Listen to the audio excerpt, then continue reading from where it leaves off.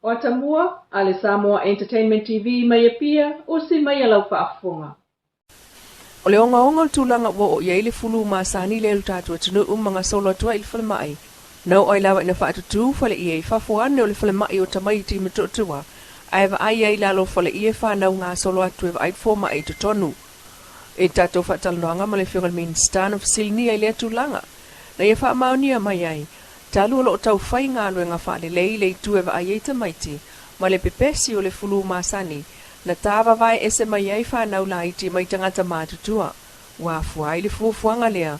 Eva ai lalo whale ia I whafo e sa Vili ma sa olo toi le mānawa whanau. E ta isau no le whiongal minister o le asolulu le vai aso nei. Lea na longoane e ta tau na toi fo iai le vai ngō whanau la iti I to tonu le whale mai. Na amatal vai aso ngā luele nei I le whilo inga whaapitoa. Le whiongal minister o mta ngā luenga o le soifua malolo ina mana minister langolango to alua. I le pūlenga o le awhai ngā luenga le whale mai au tui matutua. Masau noa whaaftai ai le whionga walasi tonga mga tāwhito sele. I le awhai ngā luenga atoa maulato teita I ngā luenga whita. Mai tausanga uatua nai, ai maise o le whianga iai matulanga pisi taul pui o wha mai ko viti. Mana ia matu whilo ia mau whaaftai fo ia la ua o lo tau a veale. Ia le pūlenga, ia I tūlanga o le ngā lue malosi pale. So tau au ai maise, sau whaaftai whaapitoa I le asa mai I whita.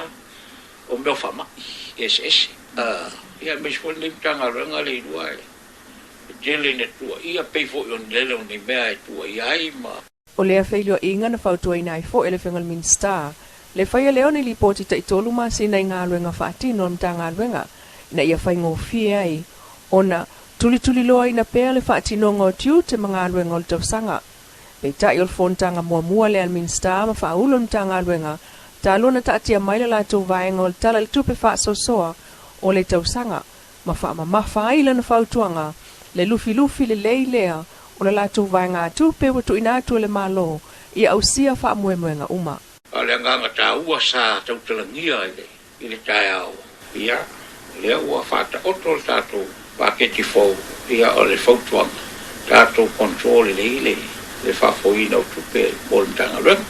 O le taimo mua leo whelo I atu e fo I le whiongal minister langolango fau, le tau whaia fo I sala lilo tu I ane tu ulon sio, I le mata ngā luenga. Wapena fo I le tamafo fautua, le whiongal minister langolango ia te ape ato, o lo ngā whanei ma le vaingo fale ma il mutele I sabai I. Inisi o tala, mai lava le mata ngā luenga le soifua malolo ina o tātou tala toi tuli loa. Ua whaamutai nei le malo le ngā luenga le tamaita isui ofisa sili, Alem tanga lungal soifua malolo ina, le sunga Agnes Towers. Ewi ina saya avatu le tusi wha amawai le komisio tangata whainga ruenga, ina ua alia etu wa inga whaasanga ia te ia. Ai le italia ina le pisa si talu sa whaia ia isu enga. Ua talia fo el kapeneta, le wha amuta o le ngalue ayo le tamaitai, ele mtanga lungal soifua malolo ina e peon wha maunia mai, ele fiongal minister, peitai. E ia isi vaenga o lo tatia i neil kapeneta, e pe on whautua ina le pisa si la sanga o le taun unga o le lato suenga. E to ono sfutolu I lato o li potia mai el mtanga rungal soifua malolo ina, le pesi ai le siamol koviti, e tu som wha maumongo le solimo yulaie o mai le soiva, o si tia le whai o lato wa afir siamol tātu tunu, le sfulu lima fe, se lau sfulu lima. To tasi o lo wha mawina tā fia ino whang wha apitoa le mo tangasim totua. Ai lo tu maulava e lua iva tangata wa mau soifua le wha mai covitis fluiva. E tu sai ma le wha au I peo Samoa la sanga mua po le late level 1. O polo ingo wha lave tupo wha fosei. Whautua ina I pea le tunu u ia tau sia whautuanga mai soifua malolo ina. Tu ina tua I pea ina ia wha ITT ai so ona pesi o le siama. Ma ia nga I whal mai la tane mo le whai o tui pui pe a whai ele I whaia pe le I mai a foi. O le pui ngasili e pe ontu ina mai il mtanga ruenga. Ina ia ave se tulanga popole I matua I tu o inga sa wha leo wha lau I tele wha sanga il company o la tu wha o atu le internet I whala onga. Ua fuai o na maua le whelo I ngā alwa sengo tu stala ma le fionga le ministawa onga ta longa maanga nu le fionga seu ula yuane ma le pulisili po le regulator le sunga ngisa persao e wha matala mai po a whai tionga na o atu ilona ofisa.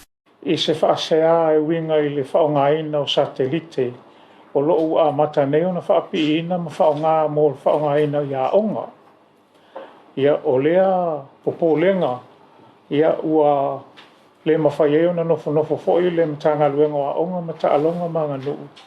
Ia e au lava foi o na sila fia o tātou tu nuu.